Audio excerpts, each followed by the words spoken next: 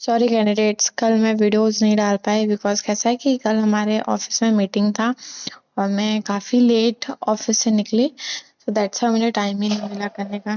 सो आज मैं आपको रिज्यूम के बारे में बताना चाहती हूँ, क्योंकि पर्सनालिटी और ग्रूमिंग तो हमने देख ली है।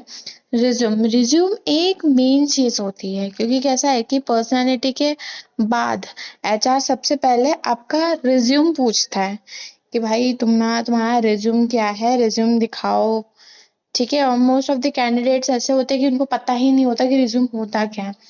तो रिज्यूम एक बेसिकली आपका बायोडेटा होता है। ये biodata most of the time कोई बोलता नहीं है, ठीक है, बट उसमें आपके सारे डिटेल्स होते हैं, जैसे कि आपका पूरा नाम, आपका mobile number, email ID and आपकी पर्सनल डिटेल्स लाइक डीओबी और वर्क एक्सपीरियंस होता है। सो ये सारी चीज़ें जो है आपके रिज्यूम में मेंशन होती है। ठीक है, अभी देखो मैं आपको रिज्यूम और सीवी में दोनों में एक डिफरेंस बताना चाहती हूँ, क्योंकि कैसा होता है कि कैंडिडेट्स को पता होता है कि रिज्यूम क्या है, ठीक है, बट अगर कोई एचआर उनसे पूछ ले कि सीवी बताओ, तो वो समझ नहीं पाते, कि वो सोचते कि अरे मैं तो रिज्यूम बनाया था तो ये सीवी मांग रहे हैं। ऐसा नहीं, दोनों एक ही होता है, ठीक है, चाहे वो रिज्यूम हो चाहे सीवी हो।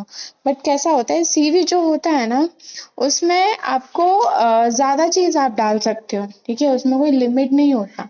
और रिज्यूम का मतलब ये होता है कि आपको आपकी पूरी डिटेल्स देनी है बट शॉर्ट में देनी है।